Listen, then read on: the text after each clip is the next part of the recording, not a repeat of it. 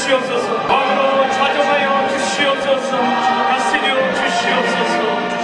하나님께서 또한 여러분들과 복된 만남 주신 것을 감사하고, 오늘 이 저녁 하나님께서 부활하신 주님을, 이제 부활하신 주님이 약속하신 바가 다시 오시겠다고 약속하신 그 하나님의 말씀이 우리에게 심어지고, 또 혹시라도 아직 이 자리에 그 부활하신 주님을 아직도 만나신 적이 없는 분이 계시다면 그 부활하신 주님을 만나는 저녁이 되기를 예수 그리스도 이름으로 축복합니다. 우리 한번 옆에 분에게 이런 인사를 한번 했으면 좋겠습니다. 오늘 저녁 부활하신 주님을 만나시기를 축복합니다. 한번 그렇게 인사하시겠어요?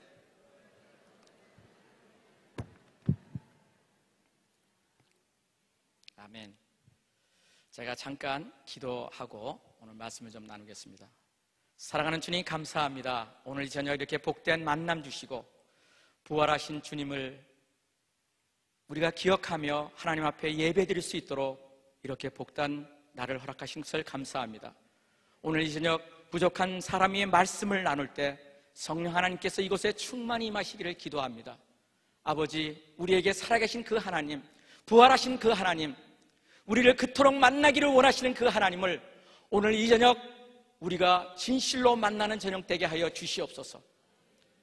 오늘 말씀 가운데 성령께서 기름 부어주시고 말씀을 전하는 자나 말씀을 듣는 자가 함께 은혜가 되는 복된 시간 되게 하옵소서.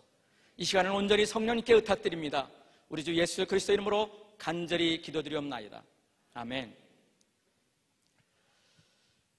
저는 며칠 전만 해도 여기에 오리라고는 전혀 생각하지 않았던 사람입니다. 근데 하나님께서 참 아름다운 만남의 복을 허락해 주셨습니다. 제가 20대 때, 또 이 교회를 섬기시는 그 양진석 장로님이 20대 때 제자훈련 성경 공부를 둘이 청년 때 했던 기억이 30년 전이었습니다. 근데 하나님께서 30년 만에 만나게 하셔서 오늘 이 저녁 여러분들도 만날 수 있는 그런 복된 자리에 있게 된 것을 하나님께 감사를 드립니다. 제가 만난 하나님을 먼저 잠깐 말씀드리고 오늘 이 본문 말씀을 따라서 여러분 그 부활하신 주님에 대해서 저도 좀 나누기를 원합니다. 저는 21살 때 용산에 있는 한 설렁탕 집에서 설렁탕 한 그릇을 먹다가 먼저 주님을 믿은 한 청년과 함께 그 식사를 하다가 예수 그리스도에 대해서 듣게 됐어요. 주님께서 죽으시고 바로 나를 위해서 십자가에 죽으시고 그리고 장사 지난 바 되었다가 사흘 만에 다시 살아나신 그분, 그리고 다시 오시겠다고 약속하신 그분을 저한테 주머니 속에 있는 조그만 쪽복음을 가지고 저에게 예수 그리스도를 저한테 전해주었습니다. 그리고 그 예수님을 바로 나를 위해서 십자가에 돌아가신 그분을 마음속에 영접해서 주님의 자녀가 되지 않겠냐고. 그날 그 설렁탕 한 그릇을 먹다가 눈물을 흘리면서 예수님을 저의 구주로 영접한 것이 21살 때였습니다. 그리고 하나님의 은혜로 몇 주 있다가 내비게이터라고 하는 제자 훈련을 전문으로 하는 선교단체를 만나서 그 선교단체에서 23년 동안 제자 훈련을 배웠고 제자 훈련을 가르치는 그 사역 가운데 살았었습니다. 저는 상당히 교만했었습니다.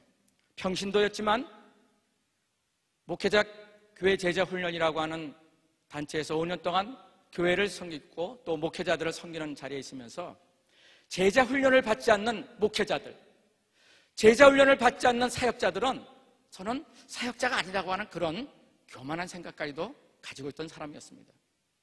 하나님의 은혜로 저는 미국에 늦게 신학을 하러 미국에 갈 수 있는 기회가 있었습니다. 그리고 그 신학을 하러 간 미국에 1998년도에 미국에 도착한 그 해 저는 전혀 생각하지 않았던 저의 패러다임 시프트, 저의 생각의 틀, 제가 만났던 예수님을 새롭게 경험하는 그런 은혜를 경험하게 됐습니다. 제가 미국에 가서 한 큰 교회에 제가 선교단체에 있어 그러는지 저를 대학부를 맡아주셔서 대학부 전도사로서 섬기게 됐습니다. 그런데 그때 섬겼던 그 대학생들과 함께 샌디에고가 미국 캘리포니아 샌디에고라고 하는 그 샌디에고 유니버시티에 자마라고 하는 선교단체에서 미국의 세컨드 제너레이션 제2세들 젊은이들을 주님께로 인도하는 그런 Jesus Awakening Movement for America라고 하는 그 자마라고 하는 선교단체에서 세미나를 하는 그런 식의 집회가 있는 데를 참석했습니다. 대학생들과 같이요. 그런데 그 집회에서 저는 살아계신 그 하나님이 지금도 기적과 이적을 일으킨다고 하는 치유의 현장을 목격하게 됐습니다. 저는 그때까지 제자훈련을 23년 동안 배웠지만 이미 성경에 다 기록되어 있는 신구약에 너무나도 가득하게 기록되어 있는 살아계신 그 하나님이 기적과 이적을 일으키시고 죽은 자를 살리시고 병든 자를 치유하시고 귀신 든 자를 치유케 하시는 그 하나님을 저는 이미 다 우리에게는 성경이 주어지기 때문에 지금 이 시대는 이미 그런 기적과 이적이 끝난 거로 저는 그렇게 배웠고 그렇게 알았어요. 그런데 그 집회에서 저는 치유의 현장을 목격하게 됐고 히브리서 13장 8절에 있는 말씀대로 예수 그리스도는 어제나 오늘이나 영원토록 동일하신 분이다. 2000년 전에 기적을 일으키셨고 죽은 자를 살리신 하나님, 그리고 병든 자를 치유를 하셨던 그 하나님, 그리고 악한 영에 붙들려서 어려움 당하고 있는 그 영혼을 치유하시는 그 하나님, 그 하나님이 바로 지금도 동일하게 역사하시는 하나님이라는 것을 저는 보게 됐습니다. 와우, 저는 성경이 다시 보게 됐어요. 그때부터 저희 생각의 틀이 바뀌게 됐습니다. 그리고 저는 기도하는 분들을 만나면서 함께 말씀을 공부하면서 기도하는 시간들을 많이 갖게 됐어요. 그 후에 몇 년 있다가 2003년도에 하나님의 은혜로 제가 있던 캘리포니아 로스앤젤레스로부터 시작해서 서부 쪽입니다. 저 미국의 동부 끝에 있는 로스캐롤라이나나 사우스캐롤라이나라고 하는 그 서부에서 동부까지 17일 동안을 미국 대륙횡단 기도 순례를 할 수 있는 9명의 기도하는 사람들과 같이 대륙 기도 순례를 할 수 있는 그런 시간이 있었습니다. 그때 하나님께서 17일 동안 2대의 밴을 타고 미국을 횡단하면서 그 당시 영적으로 무너지고 있는, 지금은 더 무너지고 있어요, 미국을 위해서 주님의 아버지의 마음을 제게 부어주셨어요. 그리고 아버지의 그 눈물을 부어주셨어요. 무너지고 있는 그 미국을 위해서 너 기도해라, 너희들 기도해라. 비록 232년밖에 안 되는 짧은 미국의 역사이지만 하나님이 청교도들의 그 믿음을 보시고 하나님께서 미국을 얼마나 축복하셨는지 아마 여러분 더 잘 아실 거예요. 그들은 그 미국에 들어올 때부터 하나님 앞에 기도했습니다. 하나님, 이제 이 자유의 땅 아메리카 대륙에서 이제 우리가 하나님만을 섬길 것입니다. 우리의 자녀들을 하나님의 말씀으로 양육할 것입니다. 그들이 그렇게 메이플라워를 타고 미국에 발을 딛기 전에 그들은 하나님 앞에 그렇게 기도했었습니다. 그 기도를 따라서 하나님은 그들의 기도를 들으시고 엄청나게 미국을 축복해 주셨습니다. 오늘날 각 나라에서 그렇게 자녀들이 가서 공부를 가르치고 싶어하는 아이브리그라고 하는 그 대학들, 예일 대학, 프린스턴, 하버드, 이런 유명한 대학들은 미국에서 이전에 전부 다 신학교들이었습니다. 그 신학교에서 강의를 할 수 있는 그런 분들은 목사님이 아니면은 강의를 할 수 없었습니다. 그곳에서 그들에게 말씀을 증거됐고 살아계신 부활의 예수, 십자가의 복음을 증거하는 것이 바로 그 대학교 속에서 가르치고 훈련되는 일이 바로 대학교에서 있었습니다. 그리고 그 대학교에서 공부한 유수한 하나님 앞에 헌신된 젊은이들이 20대 나이 때 대한민국으로, 그 당시 미전도 종족이었던 한국으로, 조선 땅으로, 그리고 열방 가운데 들어가서 그들이 순교를 하면서까지도 복음을 증거했던 나라, 그 나라가 바로 미국이었습니다. 그런데 그 미국이 1960년도부터 영적으로 무너지기 시작했던 것을 저는 알게 됐습니다. 17일 동안 하나님께서 말씀 한 가지를 화살과 같이 제 마음 가운데 심어준 말씀이 하나 있었습니다. 잠언 11장 11절, 성읍은 정직한 자의 축원을 인하여 진흥하고 악한 자의 입을 인하여 무너지느니라. 아멘. 성경을 그렇게 예전에 많이 읽었는데도, 공부를 하면서도, 암송을 하면서도 그 말씀을 전혀 저는 눈에 들어오지 못했었습니다. 그런데 어느 날 그 말씀이 제 마음 가운데 와닿습니다. 쉽게 얘기하면 다시 한번 말씀은 이런 말씀입니다. 우리가 살고 있는 이 평촌, 또 서울, 각 도시마다 많은 시리, 도시들이 있습니다. 나라들이 있습니다.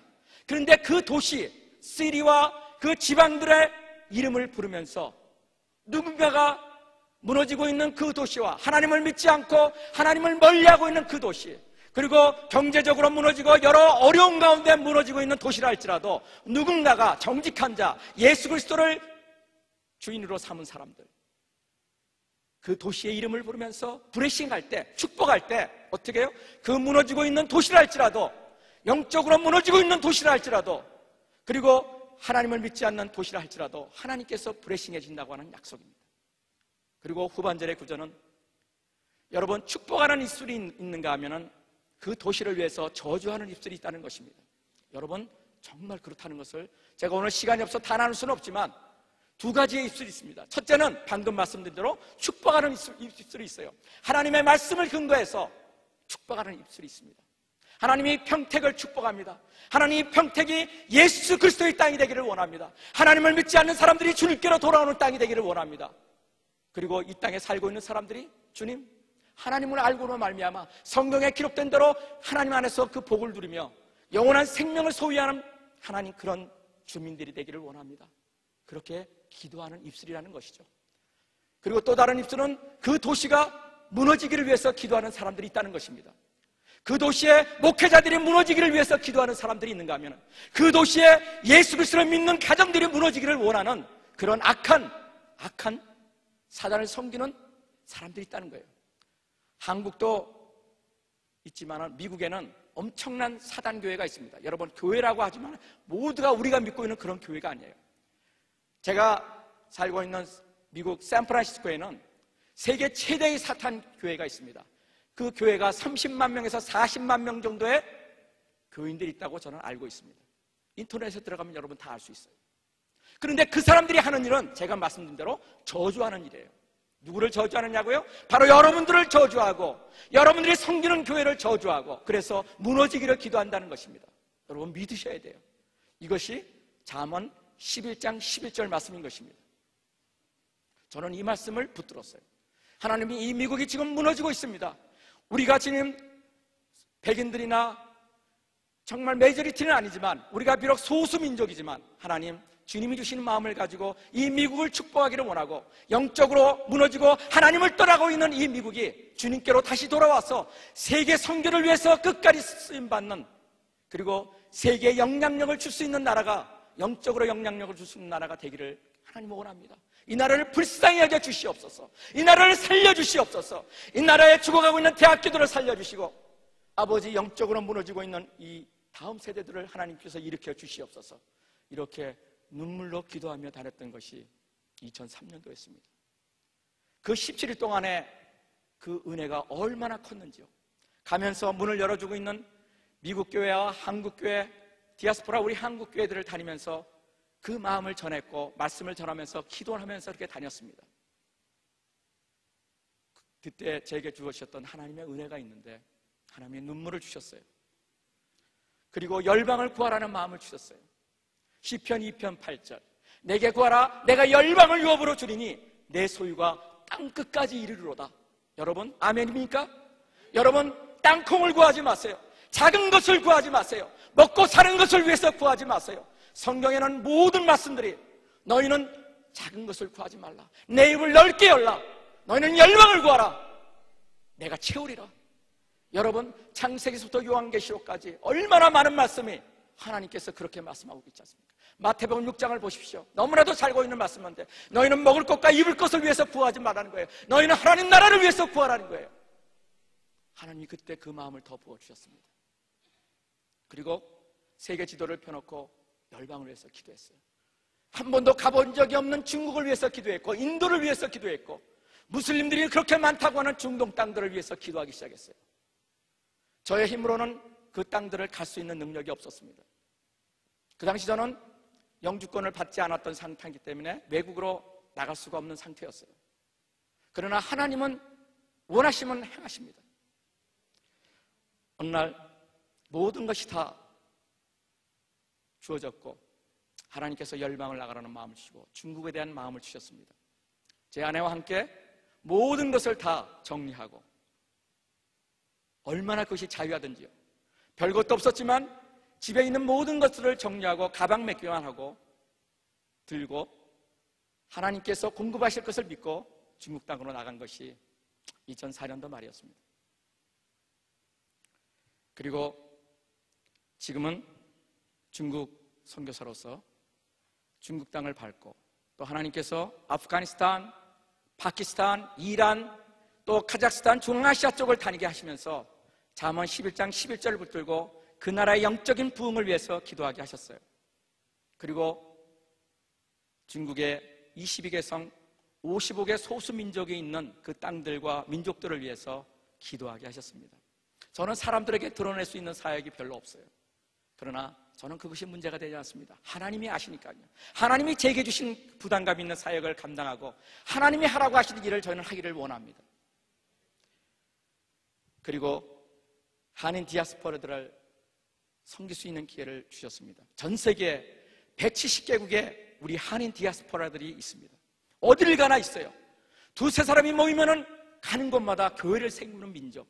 와우, 얼마나 감사한지요. 하나님이 특별하게 세우셔서 하나님이 이 마지막 때에 쓰시고자 하는 그런 계획이 분명히 있다는 것을 저와 여러분은 아실 것입니다. 그리고 2년 전에 저는 전혀 그런 사역과는 관계없었는데 어느 날 야고보서 1장 27절을 보면서 하나님께서 고아들에 대한 마음을 부어주셨습니다. 야고보서 1장 27절에 이런 말씀입니다. 하나님 아버지 앞에서 정결하고 더러움이 없는 경건, 곧 고아와 과부를 그 환난 중에서 돌아보고 또 자기를 지켜 세속에 물들지 아니하는 그것이니라. 저는 이 야고보서 2장 27절을 너무나 잘 알고 있어요. 여러분, 경건이 뭡니까? 하나님을 닮아가는 삶을 경건이라고 합니다. 하나님을 두려워하는 삶, 하나님같이 되고자 하는 예수 그리스도를 닮는 삶이 경건인데 저는 그 경건의 정의가 오늘 이 말씀 가운데 후반전에 나오는 그 정의를 저는 알고 있어요. 세속에 물들지 않은 것, 이 바벨론 세상의 문화에 물들지 않고 거룩한 하나님의 자녀로서 내가 죄에 물들지 않고 나를 지키는 것, 저는 그것이 경건의 정의라는 것을 너무나 잘 알고 있습니다. 그런데 이 말씀을 어느 날 보는데 이 정의보다 먼저 앞서 나오는 것이, 여러분 잘 보세요. 하나님 앞에서 정결하고 더러움이 없는 경건 하면서 경건의 정의를 얘기하는데 곧 고아와 과부를 그 환난 중에서 돌아보고, 이것이 먼저 나오고 있어요. 어느 날 이것이 제 마음속에 들어왔어요. 하나님, 저는 어려운 분들, 고아들, 이런 사람들, 어떤 특별한 분들, 그런 면에 기름 부심이 있는 분들만 하는 거로 저는 생각했었어요. 저는 제자 훈련만 내게 부으신 기름 분이기 때문에 저는 그것만 하는 거로 생각했어요. 저는 중국의 가정교회와 삼자교회에서 주로 신학교에서 지도자 훈련을 합니다. 제가 제자 훈련을 했기 때문에 제자 훈련을 원해요. 그러나 오늘 제가 여러분들과 나누기 위한, 저는 꼭 그것을 원하는 것이 있는데, 바로 오늘 제가 여러분에게 마태복음과 함께 나누는 그 엔타임 메시지를 저는 꼭 나눕니다. 오늘 제가 여러분들과 만나서 하나님이 왜 이 자리에 서우셨는지 저는 알고 있어요. 계획 가운데는 없었지만, 저도 몰랐지만, 제가 어제 또 오늘 기도하면서 하나님, 오늘 주님 사랑하는 이 세중앙교회에서 하나님 어떤 말씀을 나누기를 원하십니까? 하나님, 오늘은 부활주일이죠. 하나님, 모두가 부활하신 주님을 감사하고 하나님 앞에 나가는 시간이지만 하나님이 원하시는 말씀을 내게 허락해 주시길 원합니다. 그렇게 기도했거든요. 아무튼 야고보서 1장 27절 말씀대로 하나님께서 북한을 탈출해서 압록강과 두만강을 건너서 바로 우리의 동포, 단지 그들과 똑같은 한반도에 우리가 살고 있지만 단지 북한에 태어났다는 그 이유 때문에 그들은 엄청난 환난 가운데 있는 그런 사람들이 있습니다. 누구냐고요? 북한 동포들입니다. 저는 별로 열방을 위해서 기도했는데 부끄럽지만 저 역시도 북한을 위해서는 별로 기도하지 않았던 사람입니다. 그런데 몇 년 전에 하나님이 회개의 영을 부어주셨어요. 하나님 용서해 주십시오. 사도 바울이 이방인을 선교를 위해서 그렇게 뜨겁게 주님 앞에 쓰임받았지만 그 동족 유대인이 주님께로 돌아오기를 그렇게 기도하면서 자기의 이름이 생명책에서 지워질지라도 내 동족 유대인이 주님께로 돌아오기를 원했던 그 마음, 하나님, 내가 그 마음이 없었습니다. 하나님 용서하여 주시옵소서. 그렇게 기도했을 때 하나님이 탈북 고아들을 보여주셨어요. 어느 분이 북한을 넘어와서 부모와 함께 넘어왔다가 부모들은 다시 북한에 잡혀 들어갔어. 여러분, 최근에도 그런 일이 있었죠. 31명 정도의 그 탈북자들이 먹고 살기 위해서 굶주림을 해결하기 위해서 그들이 압록강과 두만강을 넘어왔는데 중국 공안들한테 잡혔습니다. 그리고 그렇게 한국에서 성토를 하고 미국에서 그렇게 얘기를 하고 전 세계에서 그런 것을 위해서 데몬스트레이션을 했음에도 불구하고 중국 정부는 북한으로 다들 넘겨보냈습니다. 근데 최근에는 좀 달라진 것 같아요. 아무튼 그렇게 넘어왔던 탈북자들이 다시 잡혀가면서 함께 왔던 그 자녀들, 아들과 딸들이 그냥 북지에 고아가 된 채 중국 땅에 남아있는 것입니다. 저는 정말 그런 애들이 있는 줄 몰랐어요. 그런데 제가 함께하고 있는 그 사역자들과 함께 제가 3주 동안을 압록강과 두만강 접경에 있는 중국의 동북 삼성 쪽을 돌아봤습니다. 그랬더니 정말 그런 애들이 너무나 많은 거예요. 통계적으로 지금 7,000명 정도의 그 고아가 된, 그 국제 미아가 된, 공부도 할 수 없고 병이 들어서 치료받을 수 없는, 교육도 받을 수 없는 아이들이 거제와 같이 그렇게 중국 땅을 헤매고 있다는 겁니다. 그리고 탈북자들까지도 40만 명 정도가 중국의 22개 성 가운데 흩어져서 언제 잡힐지 모르는 채 인신매매와 더불어서 말할 수 없는 그런 고통 가운데 제가 있는 것을 알게 됐습니다. 하나님 앞에 기도했어요. 하나님, 제게 보여주신다면 저도 감당하겠습니다. 그래서 소수의 아이들을 지금 돌보면서 디아스포라들에게 이 마지막 때의 엔타임 메시지를 나누고 있습니다. 저는 오늘 여러분들과 오늘 본문에 있는 말씀을 나누기를 원합니다.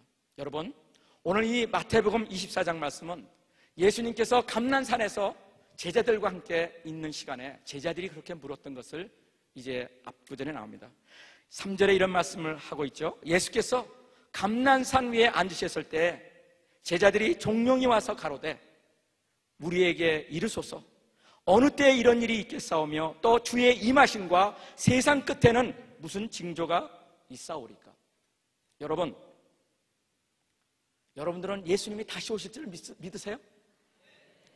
정말 예수님이 다시 오실 줄 믿으세요? 부활하신 주님이 그냥 부활하신 것으로 끝난 게 아니라 그분이 다시 오신대요. 요한복음 14장 1절, 2절, 3절에 보면은 내가 너희를 위하여 처소를 예비하러 가느니 내가 다시 와서 내가 있는 곳에 너희도 있게 하겠다. 하나님이 약속하셨어요. 누구들에게? 예수님의 제자들에게, 그리고 우리에게. 여러분, 저는 하나님의 말씀을 곧이곧대로 믿는 사람입니다. 저는 성경을 물론 비유로 푸는 말씀들도 있지만 저는 거의 모든 말씀이 문자 그대로 저는 믿기를 원합니다. 오늘날 수많은 사람들이 신천지로 말미암아 얼마나 많은 사람이 입었는지 몰라요. 중국에도 미국에도 이제는 신천지가 옛날에는 속이고 거짓말하면서 교회에 침투했었는데 지금은 여러분 이제는 드러내놓고 하잖아요. 제가 우리 세종양교회 와서도 보는 그런 여러 가지 경계되는 그 페이퍼들을 봤는데 이런 미혹들이 마지막 때 제일 먼저 있게 된다는 것입니다. 예수 그리스도의 이름으로. 그런데 주님께서는 우리에게 약속하셨어요. 내가 다시 온다. 너희들 믿어라. 계시록 맨 마지막 장에 사도 요한이 반모섬에서 엄청난 마지막 때의 그 계시를 받으면서 그가 마지막 구절에 그렇게 얘기했어요. 아멘. 주 예수여 오시옵소서. 여러분, 부활하신 주님을 여러분이 믿는다고 한다면 정말 주님 다시 오시옵소서. 그리고 악을 선이라고 선을 악으로 하고 하는, 그리고 이 마지막 때를 향해서 다름치고 있는 이 악한 세대에 주님 심판하시옵소서. 여러분 그렇게 기도하셔야 돼요.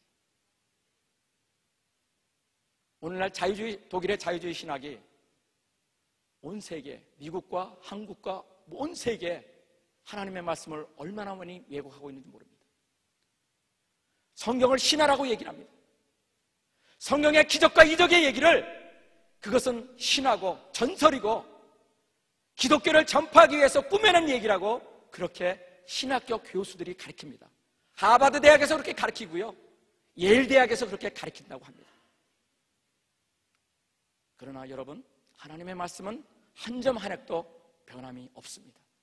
하나님께서는 끝까지 그 말씀을 이루실 줄을 주님께서는 저와 여러분이 믿기를 원하십니다. 오늘 이 마태복음 24장은 마지막 때 어떤 일이 될 것인가를 예수님이 친히 자기를 따르는 제자들에게 밝히 가르쳐 주신 말씀입니다. 저는 미국에서 있는 동안에는 장로교 신학교에서 리폼드 유니버시티 세미니라고 하는 신학교에서 성교학을 가르치고 있습니다. 어느 날 학생이 강의를 듣고 난 다음에 저한테 이렇게 물어보더라고요. 교수님, 저는 전도사이지만은 좀 헷갈립니다.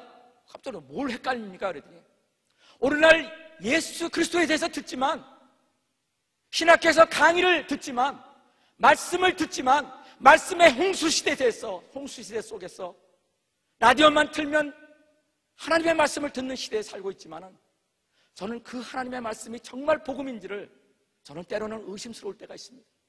수많은 교회에서 수많은 사역자들이 하나님의 말씀에 대해서 얘기를 하고 있지만 그것이 정말 가스펠인지, 그것이 정말 하나님의 말씀인지가 때로는 어려울 때가 있다는 겁니다.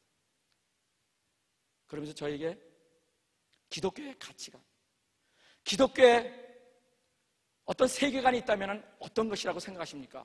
뜬금없이 저한테 그렇게 묻더라고요. 제가 다음날 강의 시간에 기독교 세계관에 대해서 나눴습니다. 여러분, 세계관이라는 것은 월드뷰라는 것인데 쉽게 얘기하면 이런 것입니다. 어떤 사람이 제가 안경을 끼고 있는데 지금은 제가 투명스러운 하얀 안경을 끼고 있습니다. 이 안경을 쓰고 모든 것을 볼 때는 여러분 자연 그대로의 색깔로 보입니다. 그런데 만약 제가 빨간 안경을 썼다고 한다면 빨간 그레스를 가지고 만든 안경을 썼다고 그러면 어떻게 보일까요, 여러분? 모든 세상이 다 빨갛게 보이는 것입니다. 내가 파란 안경을 쓰고 세상을 본다면 모든 것을 다 파랗게 보는 것입니다. 당연하죠. 그것이 세계관입니다. 저는 23년 동안 너무나도 귀한 제자 훈련을 그렇게 배우고 나눴지만 저 역시도 어떤 면에서는 왜곡된 것을 가지고 있었던 것도 있습니다. 성령의 영역에 대해서는 그랬습니다. 그런데 지금은 말씀과 기도가 같이 가는 이 균형 있는 삶이야말로 우리 그리스도인들에게 있어서 얼마나 귀한 것인가를 알고 그것을 나누고 있습니다. 저는 기독교의 세계관을 어떻게 얘기할까 하나님 앞에 기도하면서 하나님이 그런 마음을 주셨어요. 여러분, 앞에 우리를 기다리고 있는 것은 뭐라고 생각하십니까? 많은 사람들이 예수 그리스도를 믿으면 다 복을 받고, 예수 그리스도를 믿으면 다 성공하고, 예수 그리스도를 믿기만 하면 마치 요술 상자를 여는 것 같이 무너지고 있는 비즈니스가 갑자기 일어나고, 병 걸렸던 것이 다 치유가 되고, 어려움은 하나도 없고, 목회를 할 때마다 다 성공하고, 그런 것이 예수 그리스도를 믿는 것으로 알아요. 여러분 그렇게 알고 계세요? 그러나 제가 성경을 보니까요, 전체적인 하나님의 말씀은 전혀 그것이 아닌 걸 봤어요. 예수님을 믿으면요, 십자가의 복음 속에서 부활하신 예수님을 믿고 예수 그리스도께서 마태복음 28장에 얘기한 대로 주님의 제자로 따라가면요, 너무나도 어려운 일이 많은 거예요. 그것을 우리는 좁은 길이라고 얘기를 해요. 마태복음 7장을 읽어보세요. 5장부터 6장, 7장까지 읽어보면 산상보훈의 그 예수 그리스도께서 친히 제자들에게 하신 말씀들이 주옥 같은 말씀들이 기록되어 있습니다.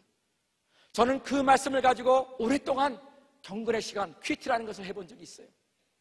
그런데 여러분, 그 말씀만 보더라도 여러분 창세기서부터 요한계시록까지 주님의 제자로 따르고 예수님의 자녀가 된 사람들은, 정말 예수님을 따르고자 하는 사람들에게는요 어려움이 있어요.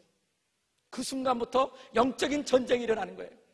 에베소 6장 12절에 이렇게 얘기를 합니다. 우리의 씨름은 혈과 육에 대한 것이 아니요 정사와 권세와 이 세상의 어둠의 세상 주관자들과 이 어둠의 세상의 악한 영들과의 싸움이라고 얘기를 한 것을 기록하고 있습니다. 여러분, 예수님을 진실로 믿으면, 예수님이 나의 주인인 것을 인정하고 예수님께 나의 모든 삶을 드리면 그때서부터 영적 전쟁이 시작되는 거예요. 왜? 사단과 마귀는 그걸 싫어하거든요. 여러분, 우리는 눈에 보이는 것을 가지고 우리가 눈으로 보고 있지만 주님께서는 세상에 있는 악한 영들과의 싸움이라는 것을 성경의 수많은 구절을 통해서 가르쳐주고 있습니다. 그렇기 때문에 어떤 사람들은 악한 영으로 말미암아 어려움을 당하기도 하고요. 또한 육신의 어려움을 당하기도 하고요. 또는 주님을 따르는 그것 때문에 직장에서부터, 가정에서부터, 주변으로부터 핍박과 어려움을 갖고 있는 것이 얼마나 많습니까? 여러분, 같은 시대에 살고 있으면서도 북한 땅, 아까 말씀드렸죠. 그리고 중동 땅, 이슬람권에서는 예수 그리스도를 믿긴만 하면, 믿는다는 그 이 때문에 모든 것을 다 포기해야만 되는 그런 환경이라는 것을 여러분 아시죠? 그것은 곧 죽음이 될 수도 있습니다. 여러분, 그럴 때 예수 그리스도는 나의 구주시다. 베드로와 예수님의 제자들이 고백했던 것처럼 주는 그리스도요, 주는 살아계신 하나님의 아들이라고 여러분 선포할 수 있겠어요? 여러분, 그것이 부활하신 예수 그리스도를 믿는 신앙인 것입니다. 여러분, 이 예수님을 여러분이 오늘 이 저녁에 진실로 만나기를 원합니다. 저는 기독교 세계관이 내일은 환난이지 평강이 아니다, 내일은 환난이지 평안이 아니다. 여러분, 한번 옆에 분에게 얘기해 주세요. 내일은 환난이지 평안이 아니다.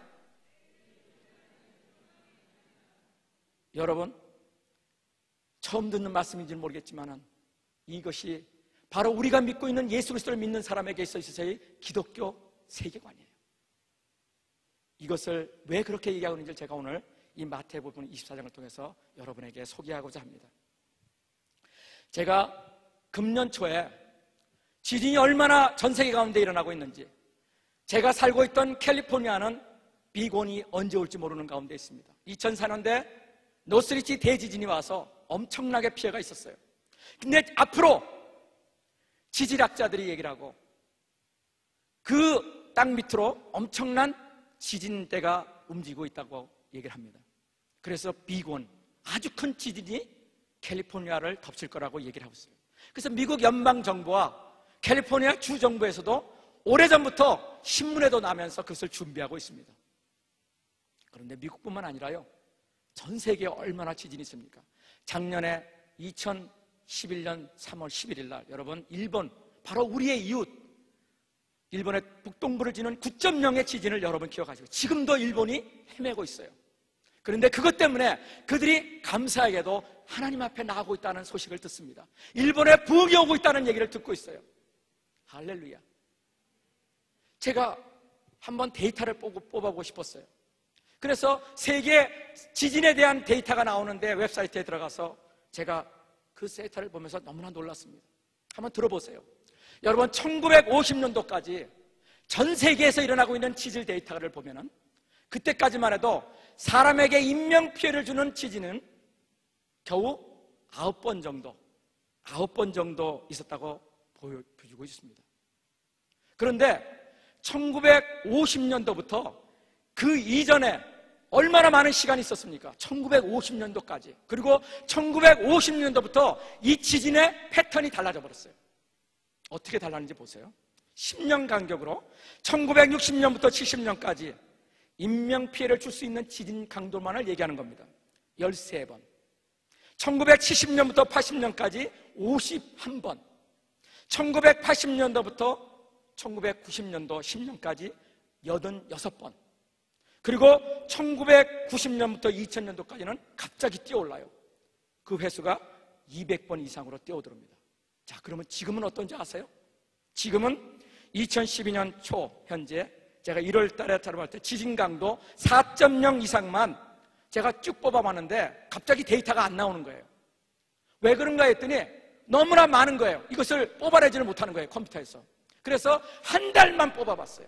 한 1년 것이 아니라 한 달 것을 뽑아보니까 4.0 이상 지진만 530번 이상이 나오더라고요. 여러분, 이것은요 상상을 초월하는 겁니다. 오늘 성경에 그렇게 얘기했죠. 주님께서 제자들에게 그럽니다. 도대체 끝날이 언제입니까? 주의 임하심, 주님이 다시 오시는 날이 언제입니까? 그리고 세상 끝에는 도대체 어떠한 징조가 있습니까? 그랬을 때 세상에는 난리와 지진과 기근과 또 여러 가지 지금 내용이 오늘 마태복음 24장에 기록되어 있는 것을 보게 됩니다. 지진이요 상상을 초월하는 정도로 지금 온 세계에서 일어나고 있어요. 여러분, 이 대한민국도, 여러분이 살고 있는 이 대한민국 우리 조국도 여러분 이제는 안전지대가 아니라는 것을 종종 뉴스에서 듣고 있지 않습니까? 일본에서 제가 얼마 전에 뉴스 스크랩을 해보니까 이제는 일본에 10.0 정도의 지진이 올 수 있다고 지금 일본이 떨고 있다고 하는 뉴스를 듣습니다. 지진만 하더라도 지금 이렇게 엄청나게 우리에게 다가오는 걸 봅니다.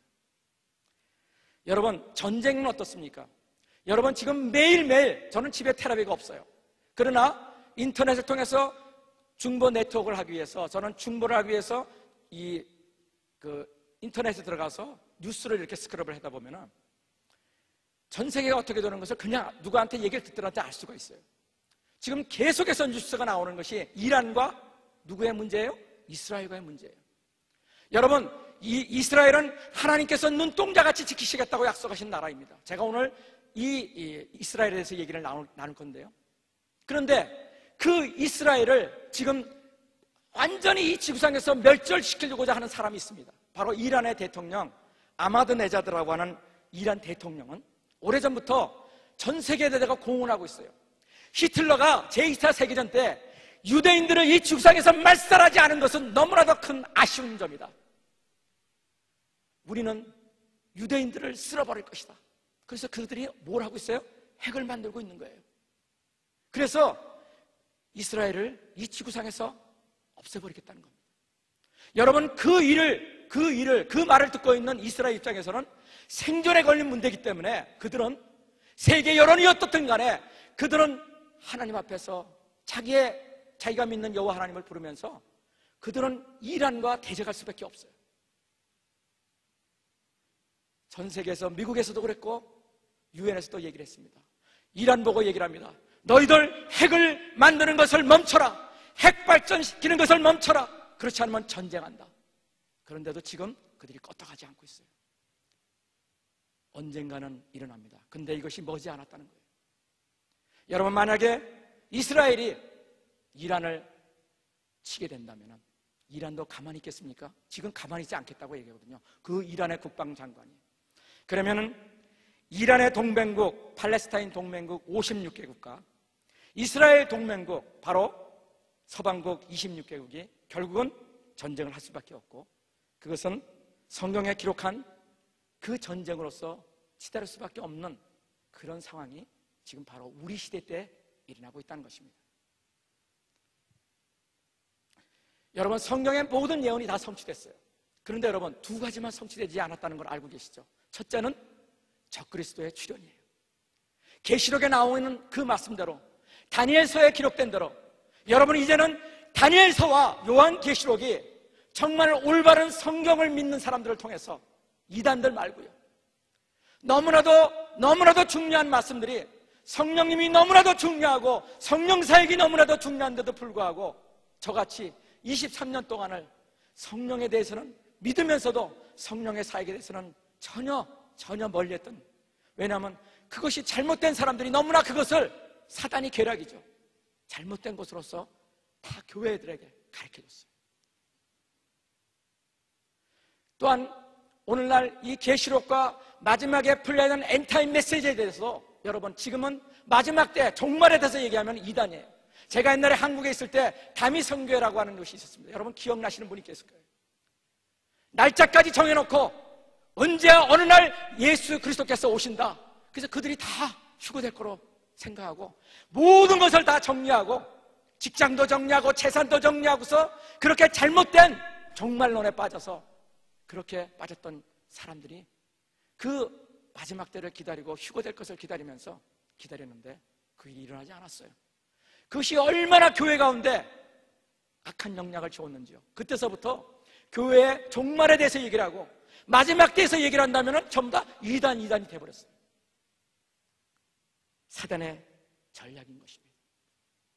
이제는 정말 저와 여러분이 사도행전 17장 11절에 있는 말씀대로 정말 베레아 사람들은 데살로니가에 있는 사람보다 더 신사적이어서 이 말씀이 그러한가 하여 날마다 성경을 상고함으로 그렇게 기록된 것처럼 데살로니가 선자라면 사도 바울로부터 들었던 그 하나님의 말씀, 그 복음의 말씀이 그 사도 바울이 얘기했기 때문에가 아니라 이것이 정말 성경에 기록되어 있는지, 이것이 정말 성경에서 말하고 있는 진리의 말씀인지를 그들은 자기들이 직접 성경을 연구하기 시작했다는 거예요. 여러분, 이것이 우리에게 필요한 거예요. 여러분, 이단이 왜 설칩니까? 하나님의 말씀을 분별하지 못하기 때문에 그래요. 조금만 말씀에 대해서 분별이 있다면 여러분 너무나도 쉬운 거예요.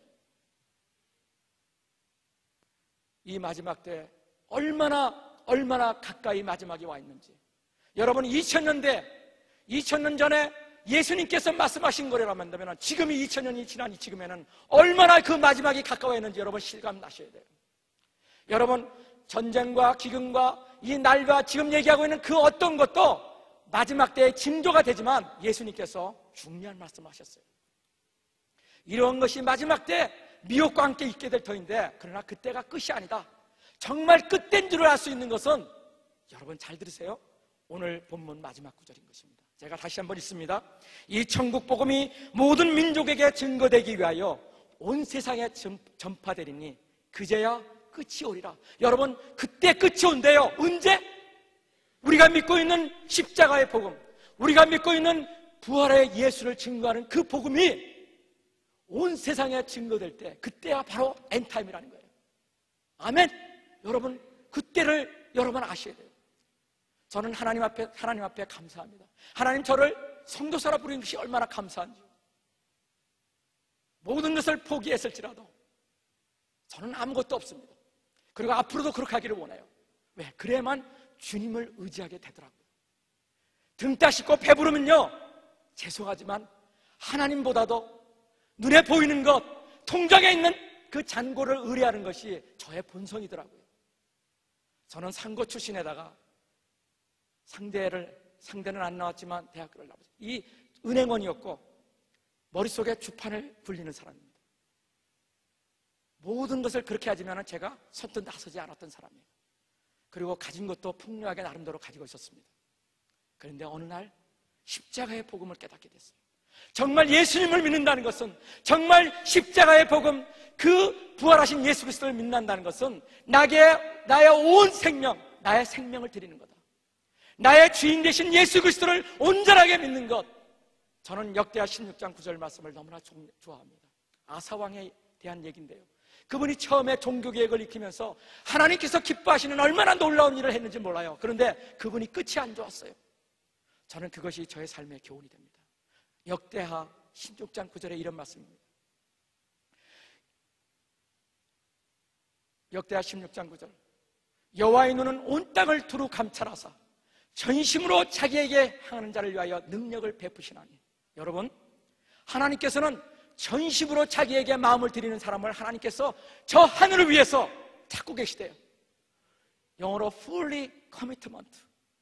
여러분, 거기에는 90%가 아니에요, 95%가 아니에요, 99%가 아닌 거예요.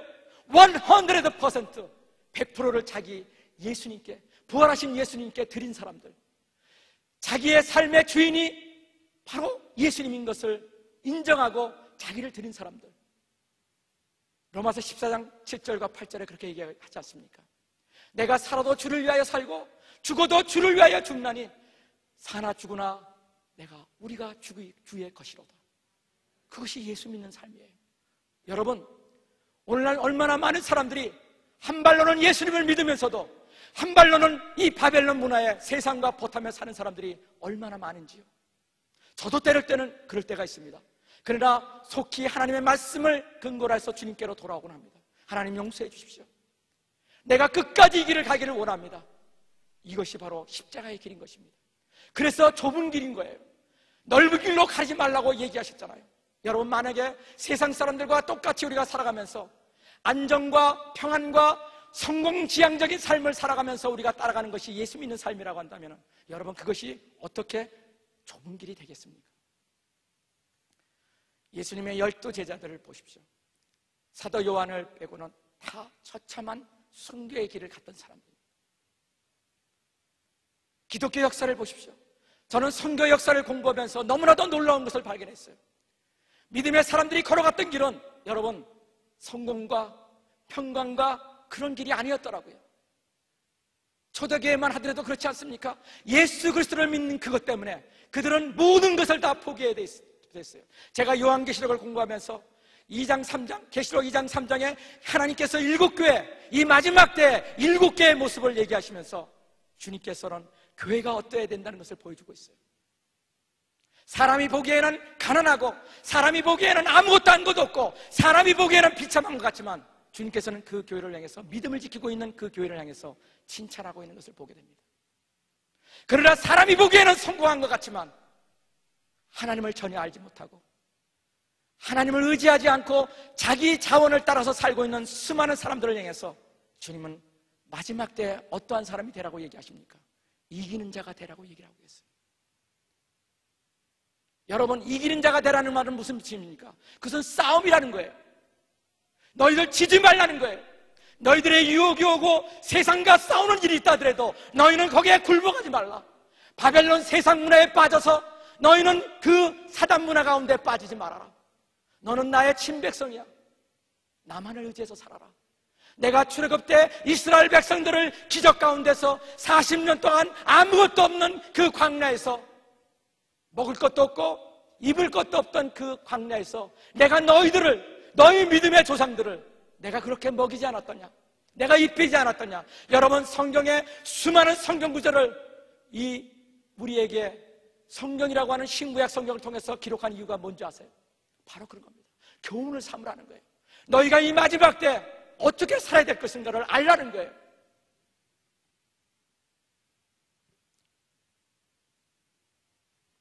주님께서 마지막 끝이 온다고 하는 이 얘기가 정말 그렇다는 것을 저는 인정하게 됐습니다. 여러분, 위클리프 바이블 트랜스레이터라고 하는 선교단체가 있습니다. 여러분 아실 거예요. 약 6,500명의, 어마어마하죠, 6,500명의 성경 번역 사역자들이 사역하는 곳입니다. 제가 2년 전에 중국 북경에서 위클리프 선교단체에서 성경 번역을 하는 한 사역자를 만나서 같이 식사를 하게 됐습니다. 식사하는데 저희가 그런 얘기를 하시더라고요. 선교사님, 이제 약 30년, 20년에서 30년만 되면요 저희들이 할 일이 없어요. 그래요. 그게 무슨 말이냐고 그랬더니, 이제는 세계 모든 나라에, 세계 모든 종족 가운데 여러분 복음이 다 들어갈 수 있도록 그 나라 언어로 다 번역이 끝난다는 거예요. 와, 여러분 너무 잘하죠. 지금은 통신과 과학의 발전으로 말미암아, 인터넷 발전으로 말미암아, 옛날에는 그 아마존, 그리고 정말 인도네시아 그 오지 섬으로 들어가기 위해서 얼마나 많은 희생과 얼마나 많은 시간과 얼마나 많은 수고를 했는지 몰라요. 지금은요 헬리콥터를 두고 오지에 들어가요. 그 아마존 밀림에 헬리콥터를 타고 들어간다고요. 여러분, 복음이 증거되는데 이제는 얼마 남지 않았어요. 우리 세대에 다 끝난다는 것입니다. 여러분, 이걸 믿으셔야 돼요. 우리 세대가 바로 예수님을 다시 오실 주님을 맞이할 때 바로 그 세대라는 거예요. 성경을 읽어보세요. 저는 성경을 읽으면서 너무나 놀라요. 아멘, 주 예수여 오시옵소서. 하나님, 나는 부족하지만 하나님, 나는 주님을 믿습니다. 예수 그리스도시여 다시 오시옵소서.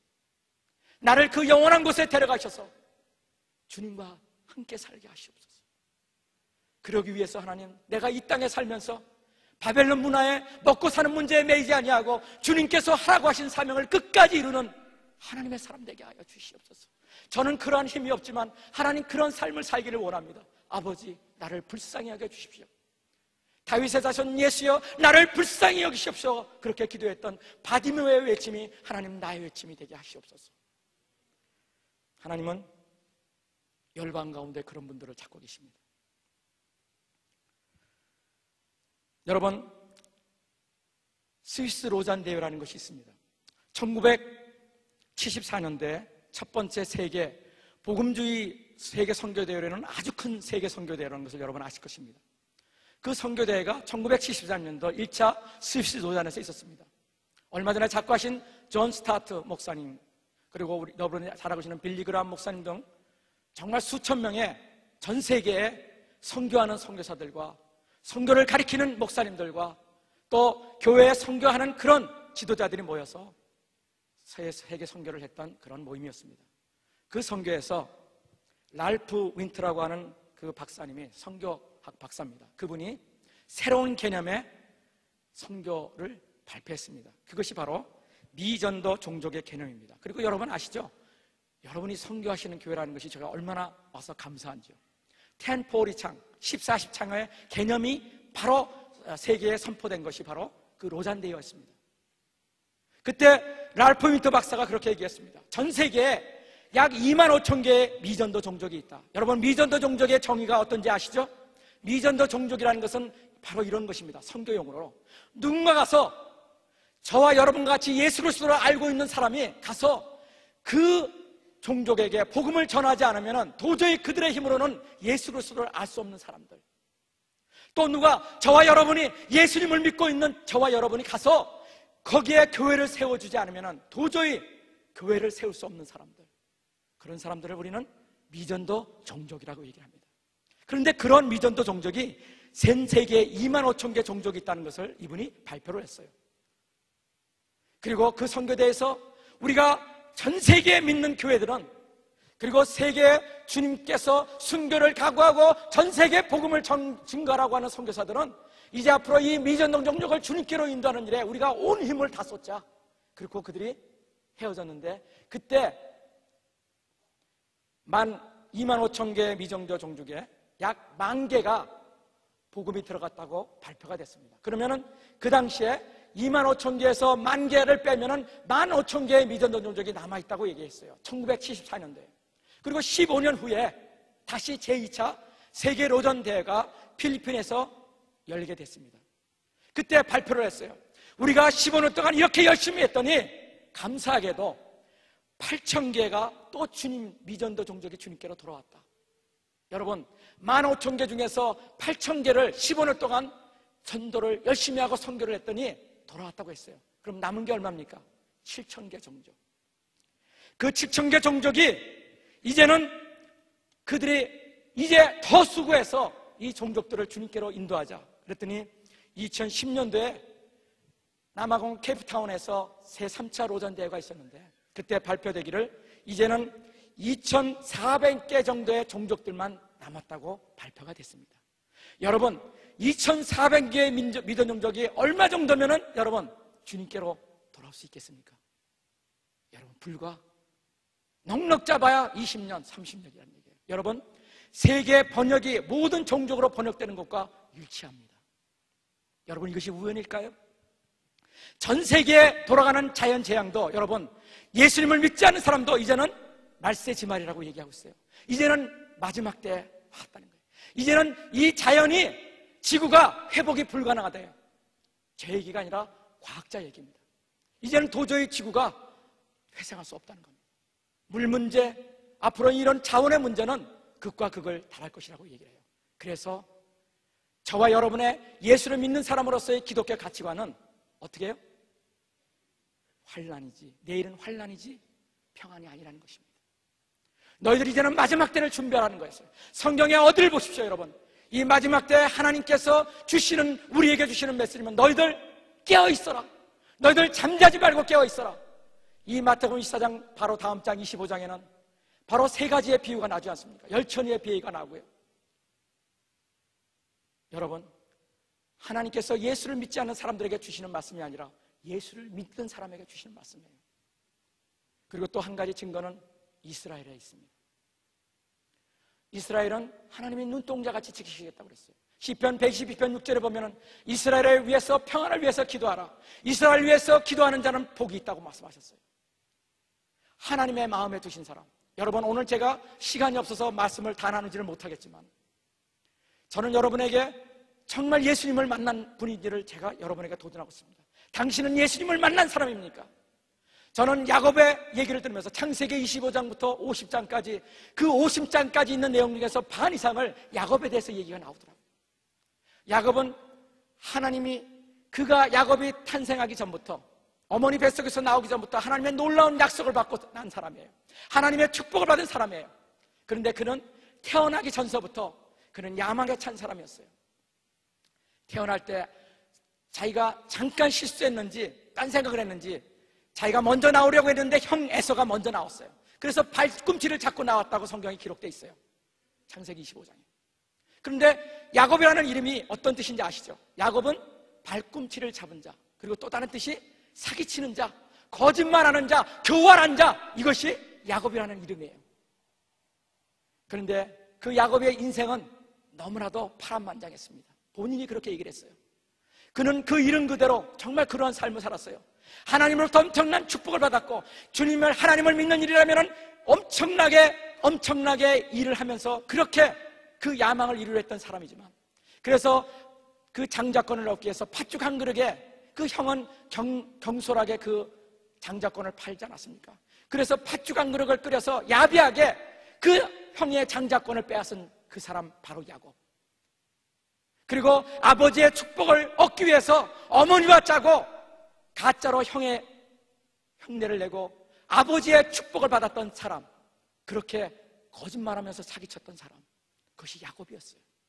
그리고 결국은 생명의 위협을 받아서 그가 도망갔는데, 뛰는 자 위에 나는 사람이 있다고 삼촌 라반의 집에 갔더니 한 수가 더 위에 있다는 것을 알았어요. 20년 동안을 그 라반 삼촌의 집에서 그는 말할 수 없는 어려움을 당합니다. 그리고 하나님의 은혜로 재산을 모아서 이제 주님의 음성을 듣고 자기 고향 땅으로 가게 되는데, 그 형통한 삶을 누렸던 것 같았지만 정말 가장 위험한 위기를 경험하지 않습니까? 그것은 바로 자기 행위 에서가 400명의 집에서 길리운 군대를 이끌고 자기를 만나러 오는 것을 듣게 됩니다. 그것이 바로 창세기 25장, 창세기 5장이 아니고 몇 장이죠? 제가 마음이 좀 급해서 창세기 32장에 있는 야복강의 내용입니다. 야복강에서 놀라운 하나님의 은혜를 경험해요.